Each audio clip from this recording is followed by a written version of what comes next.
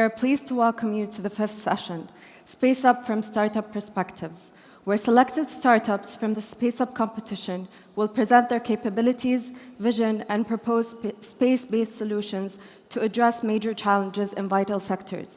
I am pleased to invite our moderator, Ibrahim Al-Hawass, Office for Entrepreneurship Development Director at CST, and his esteemed speakers to the stage.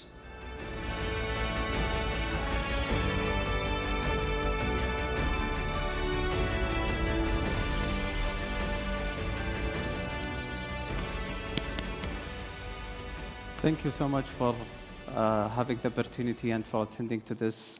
And I'm super glad, ladies and gentlemen, to moderate this session, which we are going to have it after the panel discussion that we have today in the morning. And it will be complementary to what we have explained in the morning session about SpaceUp, where it covers the perspective from the demand side, and there was the challenge track owners in the session where they highlight most of the challenges that they are facing and how can we utilize the space tech to be in their benefit to utilize these technologies.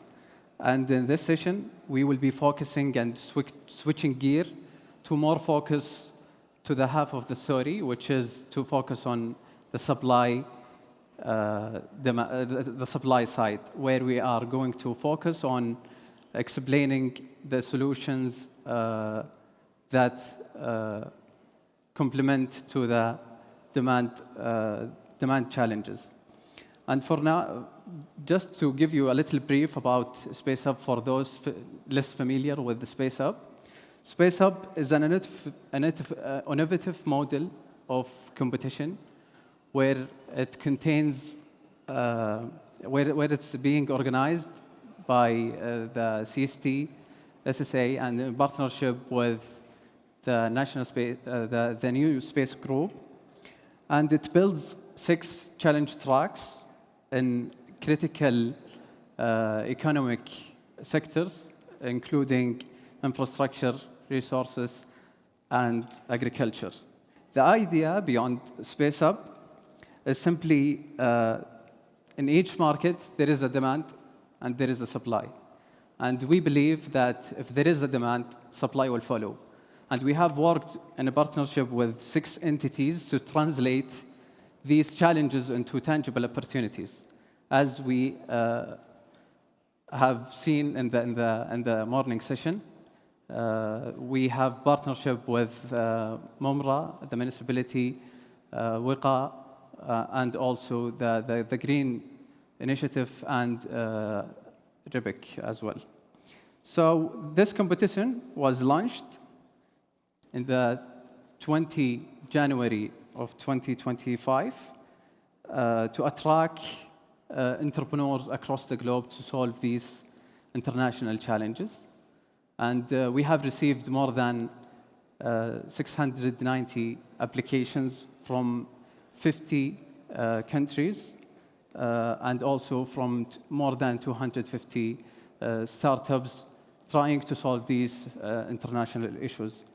And also to compete with getting an opportunity to get a contractual opportunities of around $28 million.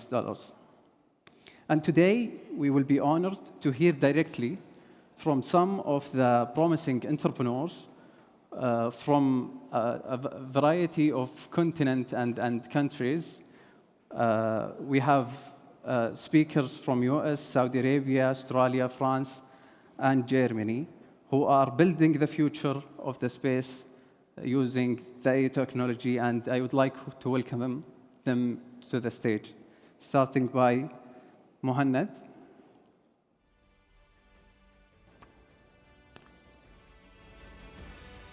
From Sarsat. Matthew from Ever Impact. Raj. Kevin.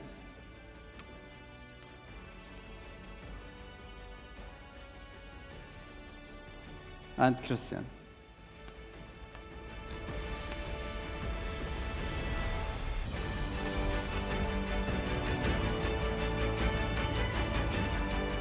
So the setup of this panel is going to be each of the panelists is going to deliver a presentation for 5 minutes to explain exactly the capability of the company and to explore the solution for the half of the panel. And after the second half, we will be having open discussion. So I would like to welcome, I would like to invite Muhannad, who is the expert in deep learning and radar technology, assistant professor in the North Border University, leading remote sensing research unit, and he participated in publishing more than 80 papers, and he holds a bachelor degree, master degree, and PhD in electrical engineering to explain more about StarSat company. So the floor is yours. Thank you. Thank you, Rahim. Yes, StarSat is a space company, definitely. We are first Saudi space startup securing an investment. Our company is aimed to have upstream and downstream. So we will have our own satellite. We call it Arabia, which is 16 satellites. Now we started, built our first satellite, and we tested in a Thmama, alhamdulillah, in an aircraft. It's using a unique technology called synthetic aperture radar. So instead of sending a camera to the space, we are sending a radar that can get an image during day and night and anytime.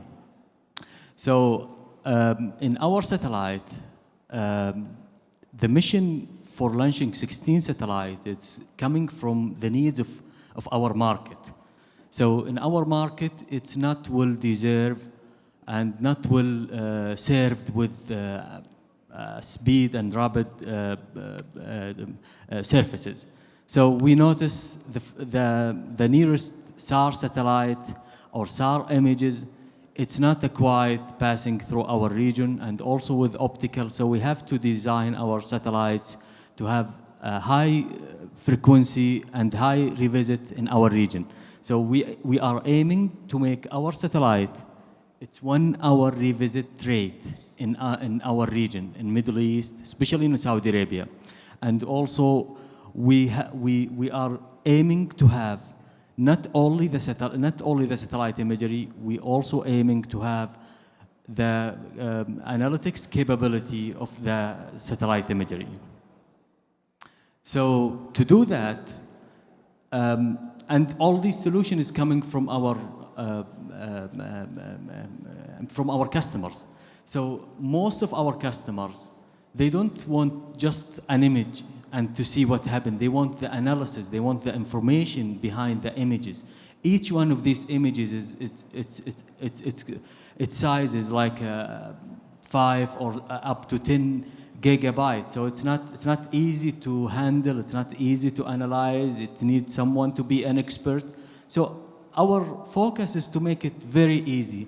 No need to have a prior knowledge about remote sensing or GIS. So using this platform, we call it EarthLife, and we make it very straightforward one. So this one is a use case, how if there's a land encouragement or change in the land, you can place your request, all the image will be processed in the cloud, will be received in the cloud, and it will be fast information and fast report. So that's from where we start. We start from downstream, where the analytics of satellite imagery, and we are heading to the upstream, where we are going to have our own satellites.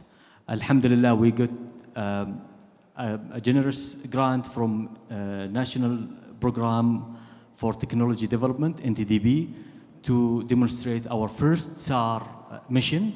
And alhamdulillah, we got approval to launch our first optical satellite that's funded by Radia. So this is pretty much about our journey. We are aiming to have more satellites, inshallah, in the space.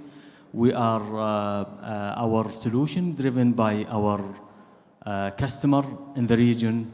So I'm glad to be here with you guys, and if you have any questions, they will be after during the discussion or after that. Thank you. Thank you so much.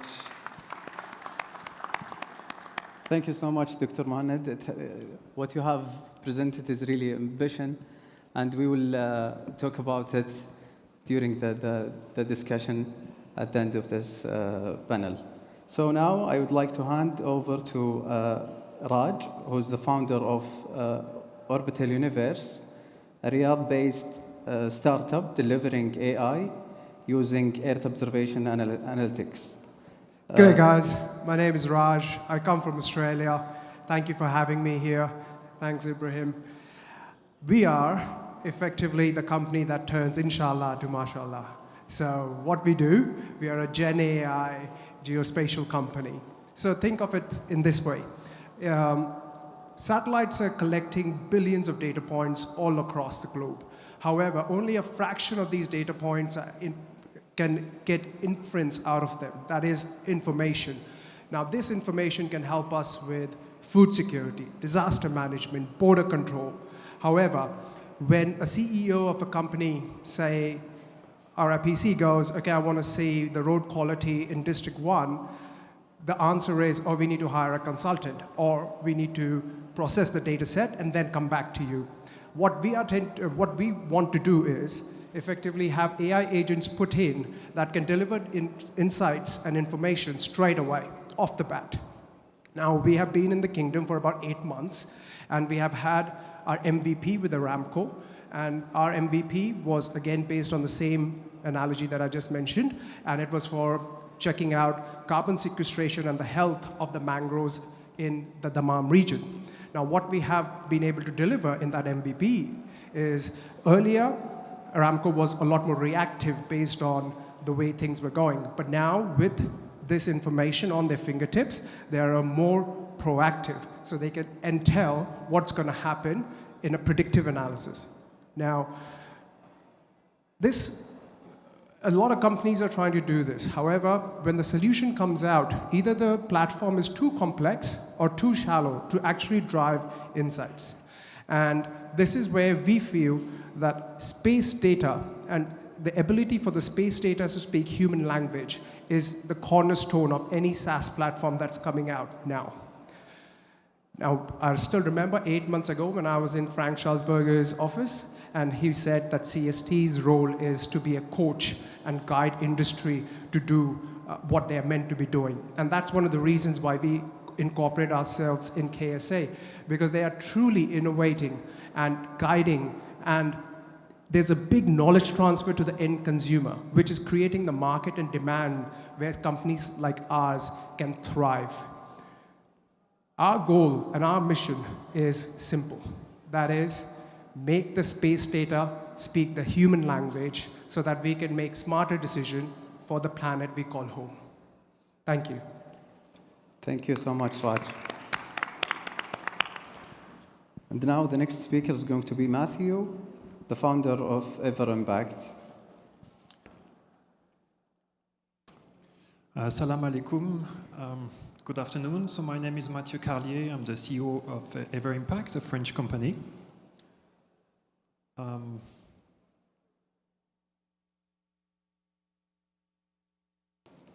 waiting for the background. So while the slides are being put up... Can you turn on the slide, please, from the back end?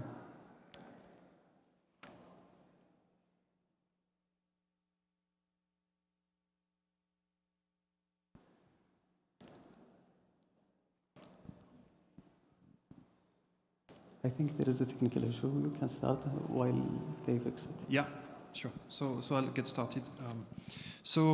Ever Impact is a French company that is specializing in tracking greenhouse gas emissions.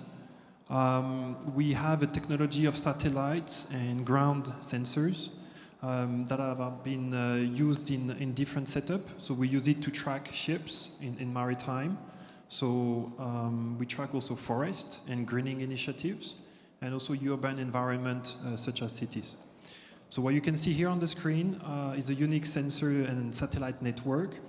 We have actually proprietary ground sensors deployed in Europe, over 110 sensors that are owned by Everimpact, deployed in Dijon, Orléans, London, Birmingham, and the network is growing.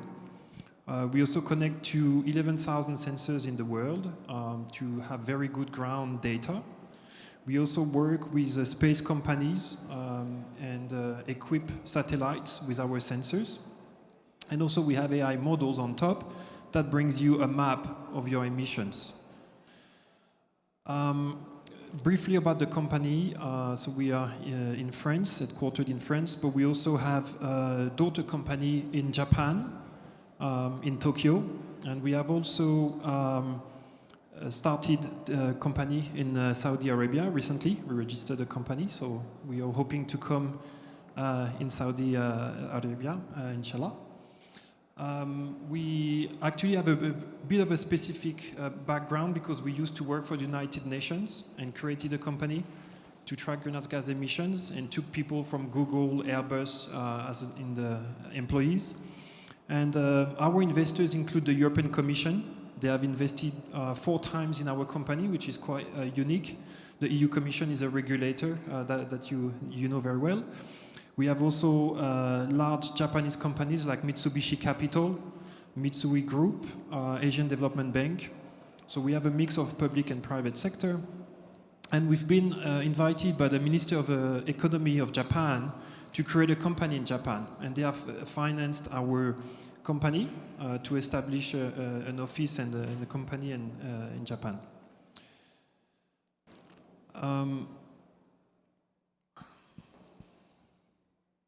It's not skipping. I wanted to show you a bit more. Oh, there we go. Yes. So our technology is applied in the maritime sector and oil and gas. We have developed the first sensor that monitors the emissions in the exhaust stack of a ship. And what we found was very interesting because for 30 years, ships have been reporting their emissions based on the fuel consumption. So how much of fuel is using, and we do the emissions. We monitored in the exhaust stack of a ship and found a difference of 10%. And we are now the first ones to report to the EU carbon tax using this methodology. And it's been approved by the EU as a regulator, which means we are saving up to $1 million per ship per year based on tracking the emissions directly into the funnel of a ship, into the chimney, rather than reporting the fuel. This was a big win for us in one sector. In forestry, we have also, we track forest through satellites and basically create carbon offsets. And we've done this in Japan, and I will show you a bit more details about this. And we also track cities, transportation, and emissions. Specifically on greening initiative, we have done this before, and we've received actually an award from the mayor of the Tokyo government, which is the former Minister of Environment, for monitoring for the first time with satellites the forest in Japan, replacing people walking in forest and checking with a laser the sequestration of the trees. And we have created the first carbon offset for Japan, which have been certified by Vera, and that is now going to be used to help big companies compensate also and help plant more trees in the country. So we're hoping to bring this expertise from Japan and elsewhere to Saudi Arabia, and also hope to meet some of you and get also your inputs about how to do things in Saudi Arabia. So thank you for your time, and a pleasure to talk further. Thank you so much. And now we move to Christian, the co-founder of Constellar. Thank you very much. Let's see if the presentation works.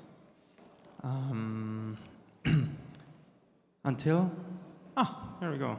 And then, super.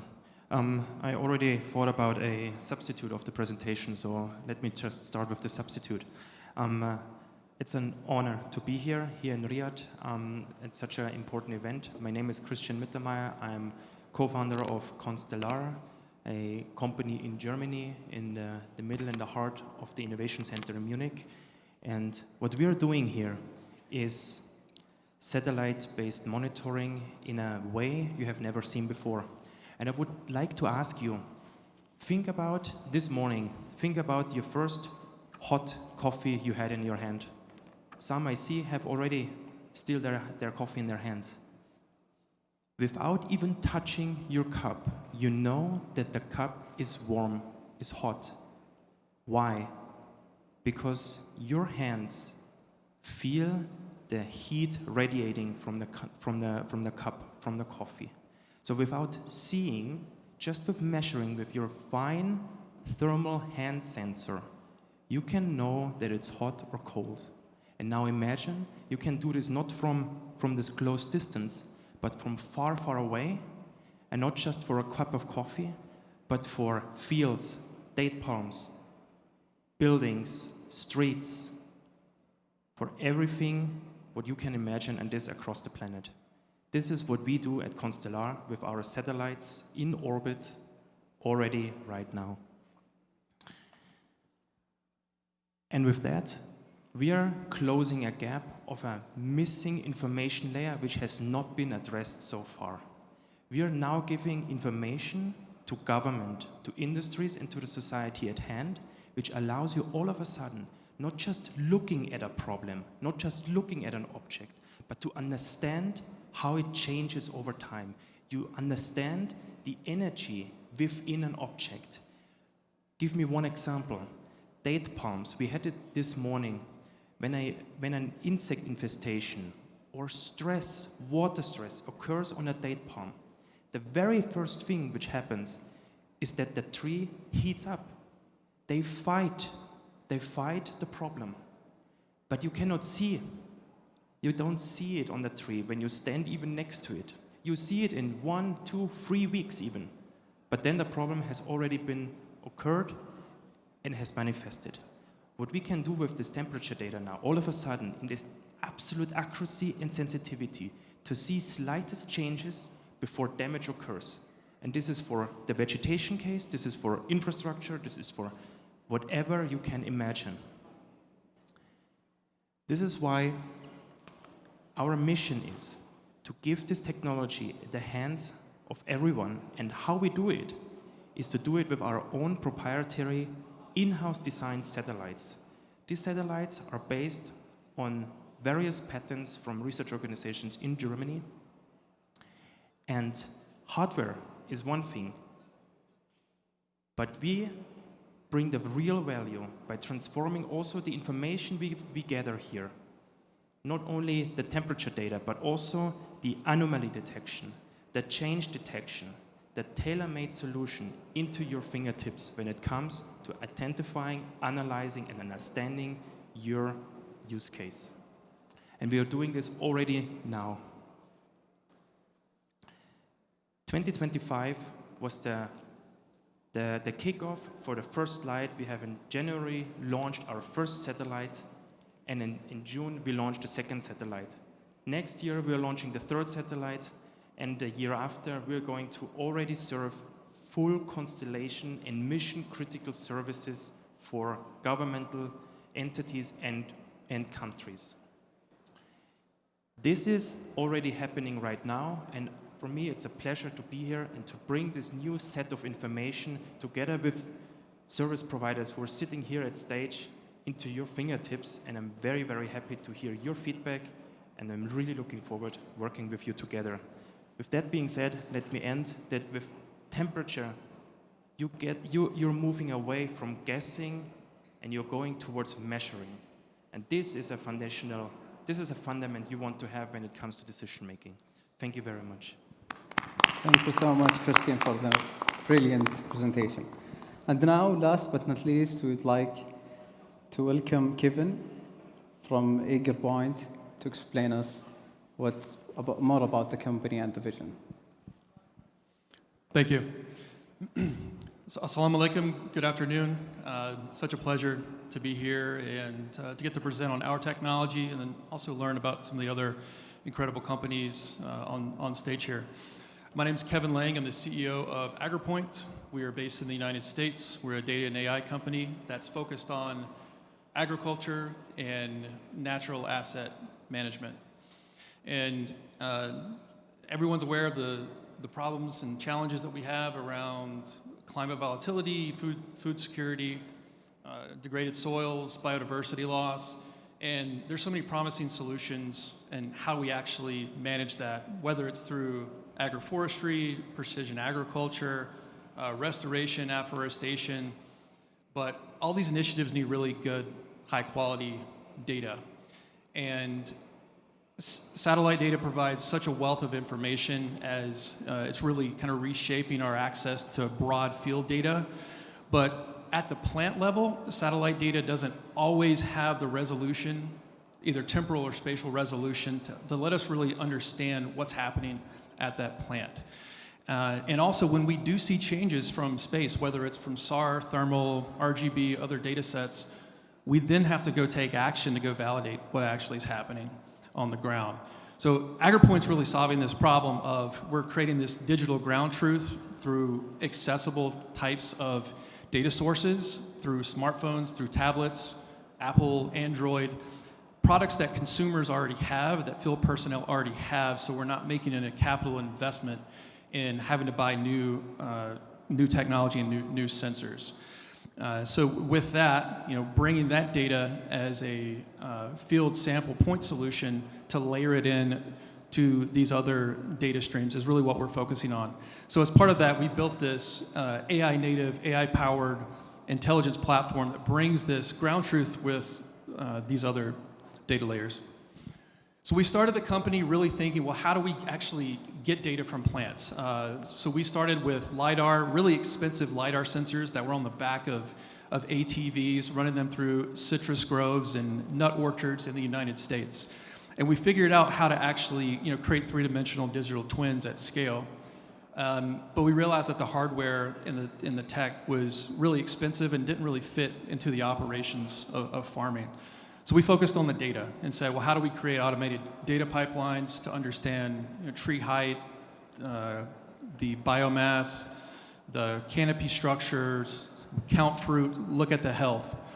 And as the technology has really advanced, and as I mentioned, now that everyone has a sensor in their pocket that can go and take a three-dimensional digital twin, take photos, take images, that we can look at each frame of that image or the point clouds that are generated off of LiDAR data, and we can really understand that plant. So we can isolate the foliage, the leaves, the fruit, the trunk, and we can look at each image and then put this together in a three-dimensional true digital twin that we can then extract automated measurements from.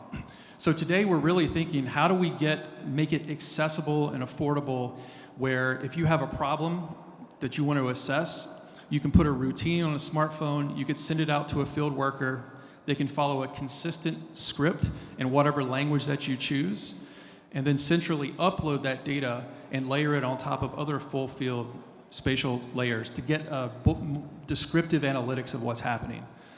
In the future, as data becomes more pervasive, whether it's coming off of a tractor, a sprayer, an autonomous robot, a drone, we're talking about smart glasses and AI glasses. We're already doing trials and investigating not just with consumer products like a smartphone, but what happens when we can have a hands-free experience for a field worker to absorb images and video and audio through an ambient AI tool like smart glasses.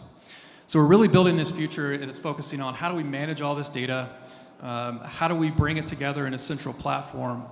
And so we've got tools that you can download right now if you have an Apple phone or an Android phone called AgriPoint Capture, where you can test three-dimensional scanning, create workflows, upload that image centrally to our cloud spatial data platform, where we can bring in web uploads from satellite data, from UAV sources, field boundaries, and then we can fuse this together to run analytics.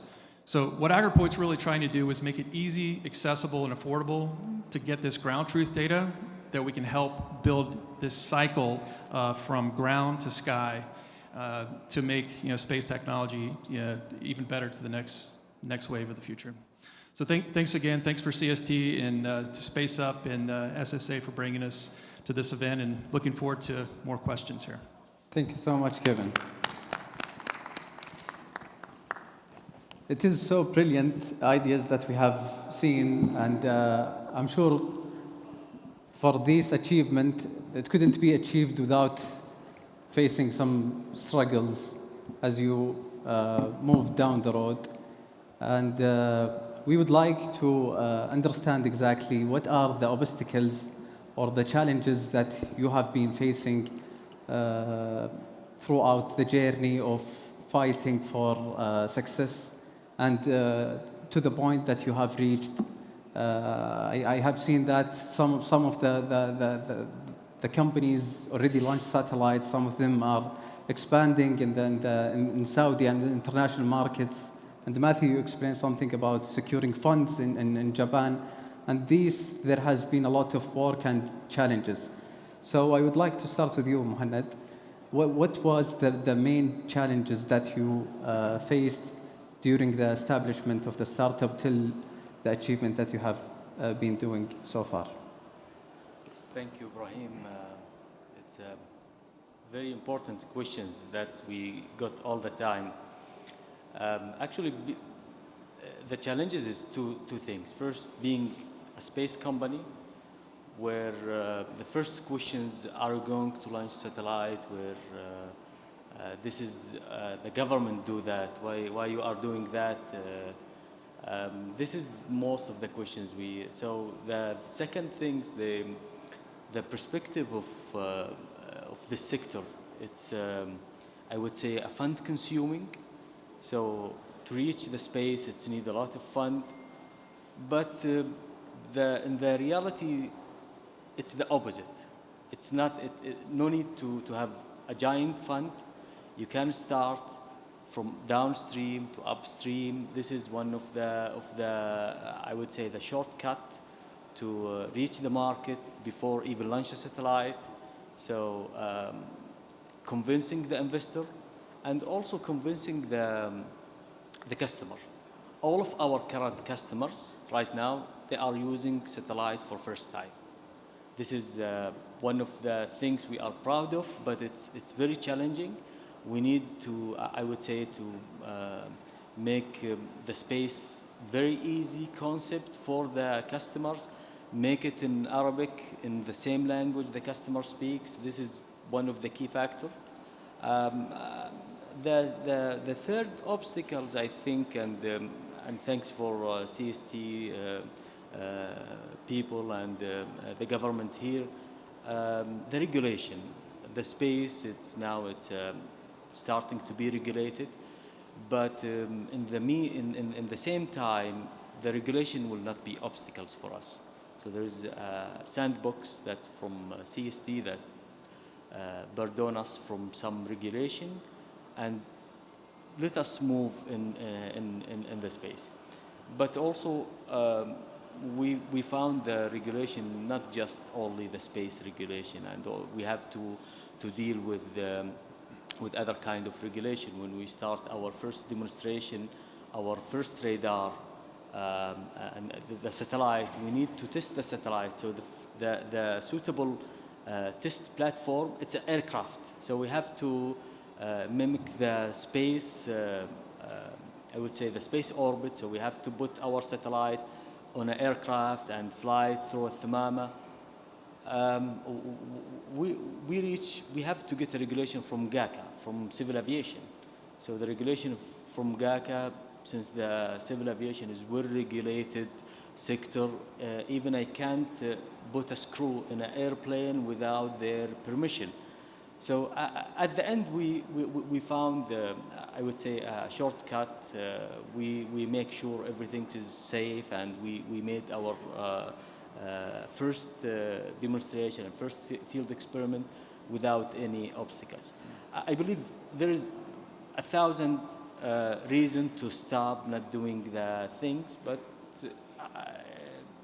when we start, there's a lot of more than one solution to solve the problem, yes. So inspiring. Yeah. Over to you, Raj. What is the biggest? Please, if you could, يعني list, if you could name the biggest challenge that you have faced, and so that we could accommodate the time to give the floor to other participants. Absolutely. See, I think timing. Timing is the biggest challenge. We have heard of many stories where the product is ready, but the market is not. And it's an uncontrollable. And I think this is where the ecosystem that I touched on in my presentation that we have in KSA, with the help of CST and SSA, in informing the end consumer of how to use space data set, as Manad touched on as well, that it's an education piece, and it cannot be taken on by a startup, or because it's very time consuming. So timing is key so that we can get liquidity and we can grow faster. Thank you so much. Matthew, over to you. So I think the biggest challenge is always to make technology generate money and be useful for customers and end users. And it might sound simple, but if you look at how tech companies are created and startups, you're probably talking about 1,000 ideas and companies, and in the end, you maybe are 1-2% that survive. So that's how innovation comes to market. So in order to succeed, I think it's really about, how are you making money? Is this technology needed? Are people willing to pay for it? What's the use of it? And I think it's always a crucial challenge, because it means looking about, talking to customers, why do you need it for? Do you have budget? Is this going to help you succeed as well? And so that's the biggest challenge, because if you solve that, things get much easier. You go over the bump and it gets easier. You find investors, you find customers, people contact you, and things are very different. But to get there is the difficult part, right? And I think for us, we've known both situations. We had some years where we were trying to show technology, and we had the last 3 years where we've been actually meeting demand and having a product market fit and multiplied revenue every year, multiplied revenue by 3. So we're growing, and things are much easier, and we've talked to a lot of people, and I think here we have to acknowledge an entity like SpaceUp, because it really helps us understand customer needs, the demand side, which is super important, and someone to also show you, you have this technology, but this is where the applications are. This is how you can go over the obstacles and add value to our country, to our customers, right? Having done this in Japan now, successfully, we're trying to replicate, and having partners and support from SpaceUp, and interacting with people, understanding what's your need, what is your challenge, what is the grand vision, Vision 2030. Understanding this, having someone to explain you, allows you to fit the tech with the needs, and things get easier. So if I had to choose one challenge out of all the challenges you face, that's the one. Thank you so much. Christian, would you share the lesson learned and then about the story that you have? Very, very happy to. I try to keep it short. Finding the courage to make big decisions was for us is always a struggle. We are here in a business which requires a huge upfront investment into an infrastructure project. If you want to do a big leap, all of us have families here, all of us have colleagues, responsibilities which we want to protect, and we want to make things going forward. And sometimes we just don't know the answer for the next 2, 3, or 5 years. And satellite development is not happening from today to tomorrow. It requires development, it requires upfront time and a leap of faith to go with this technology and say, this is what also the market needs. This is the courage, to find the courage, I think, is for us. When I can pick one, I would say for us, in all this uncertainty, to find the way between, amongst the noise you hear, sometimes the market also does not know what he needs now and what he needs in the future, and to anticipate a bit. So finding the courage to make the bet and defend your way forward. Thank you so much.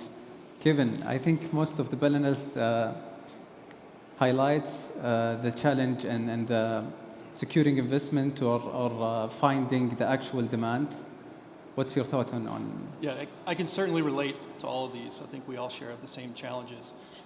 For us, there's this tension between trying to build a scalable platform that can work for everybody, but not trying to work for everybody to start. So it's really, making sure we're investing in this platform, but then focusing on real tangible problems when you have a lot of interest from companies that are excited about technology, but we don't really know exactly what that end solution is and what that report is, what the action is they're going to take with that data. So it's a lot of its focus and priority around finding the right partners.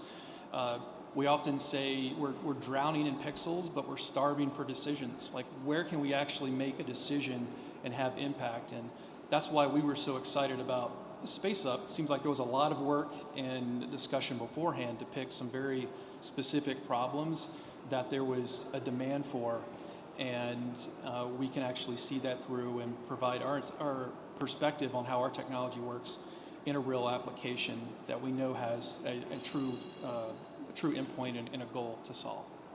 That's really amazing. And a second question to you, Kevin. You mentioned a very critical point with regards to partnership. So among the stage, we have companies in the EO. Do you see those startups penetrating that market as a competitor, or there is a way that they can collaborate and to amplify the EO market and to provide a unique value proposition that satisfy the client's needs? I think every startup's always competing for money and attention, right? So that's inevitable. But there's no one company on stage that's going to solve any single track or major problem for Saudi or anywhere else. So I'm excited to hear, how we can contribute to what we do really well, to what's happening in constellations in space. We're not putting satellites in the air. We're helping to manage this data and provide feedback loops so that we can get more satellite investments to go in the air. So I'm really excited to see, how we might partner with others on stage or others in the kingdom to learn about, where we might be failing and where we can get better. The cultural nuances to, what works here and what doesn't work, outside of the borders. But it's definitely going to take a collaborative environment, and I think that's what's going to make SpaceUp really work well. Is there's an openness from both sides, I think, to really collaborate to solve a problem and not just win a contract. I think that's we're all going to be better for it. So thank you so much, Matthew. Is there any possibility to have like a partnership with one of the companies here to advance, I would say, the ecosystem in the EO, as Kevin mentioned? Yes. So I agree. Like, partnership is inevitable, and we completely agree with that. Perhaps using our own experience with a successful initiative in Japan, for example, we had to work with the government, attracted us in the country, but it's not a natural market for a French company to go to Japan, right? So they attracted us towards the opportunities, connected us, financed us, and as a result, we brought in some tech in the country. And as a result, we are creating new business in Japan. We are creating jobs. We are creating new opportunities for the country. We're helping the country regenerate its forest over time and position itself as a leader in greening initiatives and climate. So all these, you need many stakeholders. You need regulators.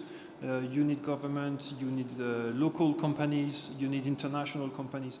And through my career, prior to Ever Impact, I used to work in the UN, it was about creating those partnerships, because you need everybody to bring that model and bring it to your competencies. So most tenders, international tenders, used to have local component partnerships in order to succeed, because in order to bring a tech from outside, if you want it to adopt and work in the context, you need someone to understand the context, and you need different competencies.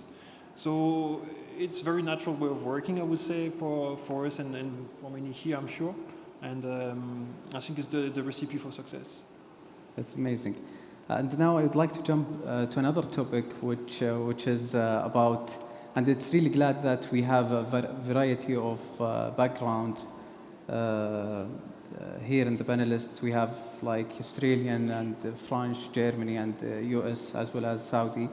And I would like to ask the international participant, and sorry for skipping you, Mohanad, on that, but I would like to hear the international participant thoughts on the ecosystem here in the kingdom, and what is the main driver or the key driver that drives you and make you interested to apply for this competition. Let's start with Raj. Raj, you have already done a lot in the kingdom. So what exactly makes you interested in the kingdom? See, I think all of us echoed one statement, and that was execution to market, right? And we all can have great decks with GTMs, X revenue, 3X, and all the rest. But if the numbers don't come in, then it's very hard for anyone to grow. There's limited water supply for a seed to grow.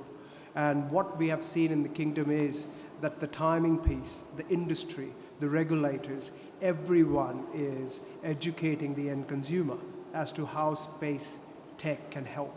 And that creates a market, or at least creates a positive sentiment in the market to give this tech a go, right? Let the best player win. That's the capital nature of the markets. That's fine. But let's at least get those contracts out. And I think that's exactly what SpaceUp has done. And that's exactly what's driven us to be so long on KSA. We've been here for a while, but we've been here for a while because we can see that the timing piece, which is an uncontrollable, is being addressed, which is not the case in other ecosystems. Amazing. Matthew, you have done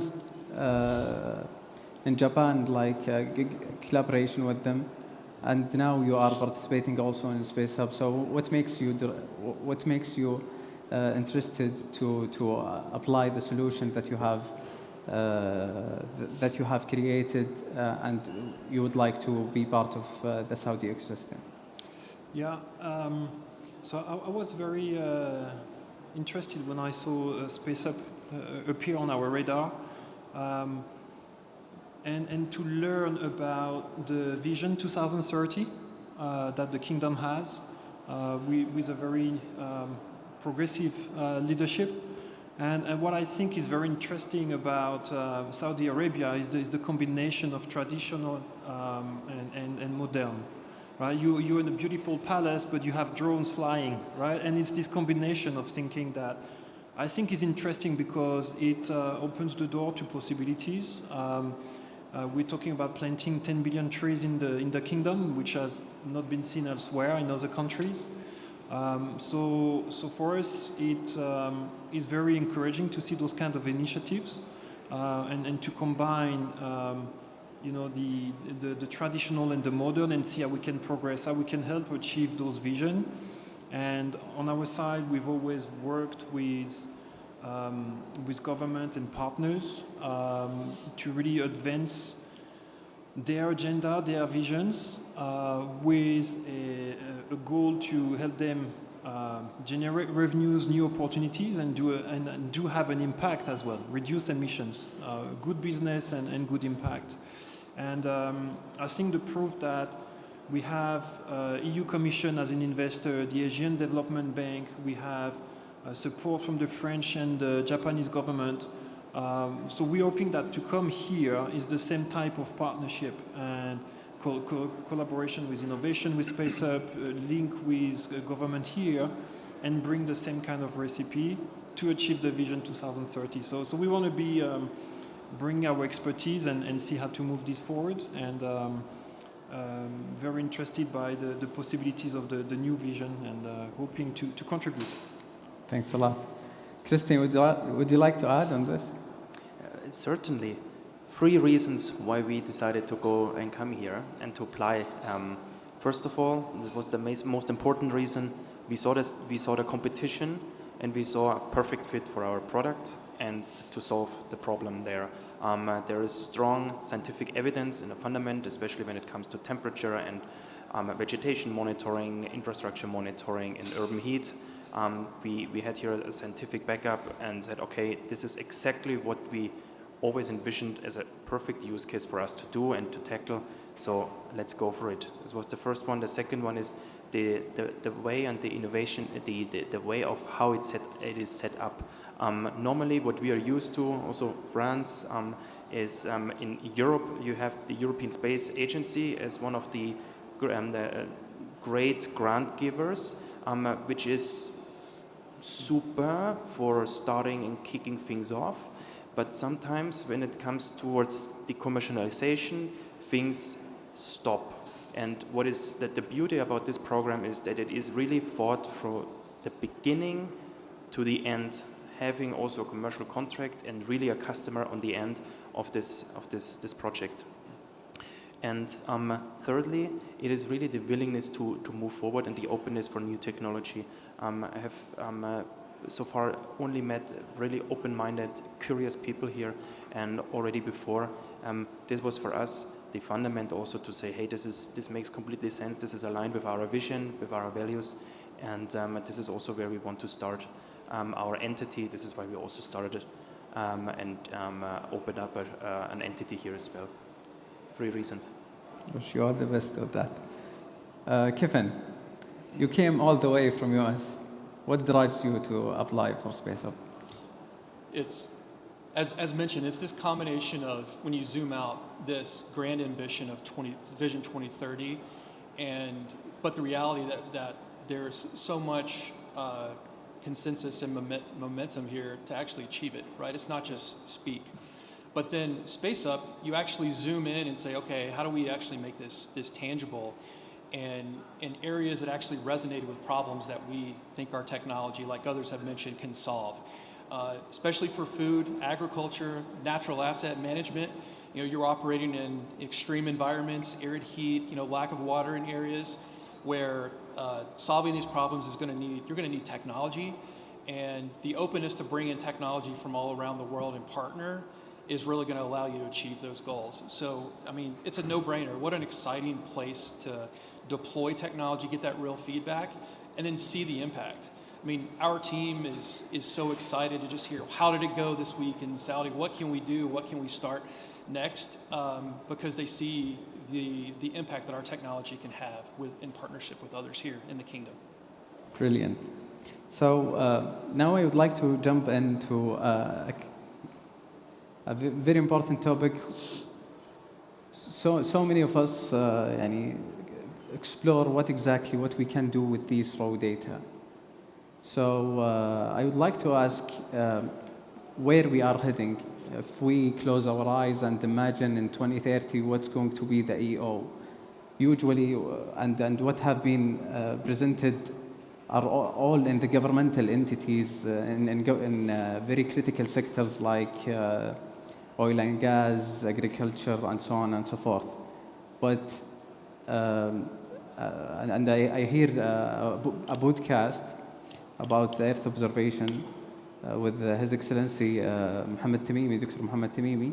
He was mentioning something related to the use of the individuals for these type of data to make decisions for investment. For example, there is some thoughts on using these satellite data to see how many people entering a specific market, so that individuals can make a decision to invest in that market or not.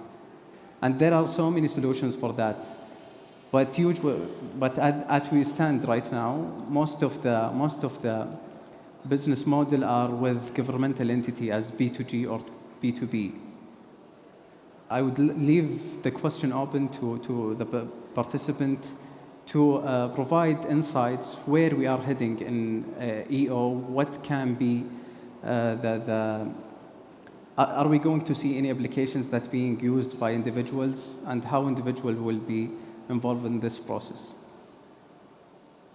Who would like to? I can go. Yes.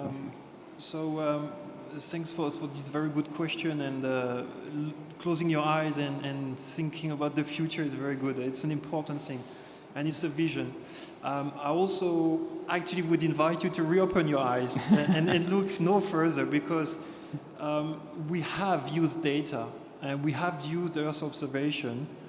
Why? To bring insights, and insights bring you new businesses, new opportunities, revenues. It brings you impact, you reduce your emissions, you create jobs. Today, we're using Earth observation data that gets certified to create new financial assets for Japan, to finance planting their trees, to finance the forest people going into the forest to get jobs. It's happening today. So that's why I say have your eyes open, because it exists, it's possible. Earth observation, it creates business and a better future.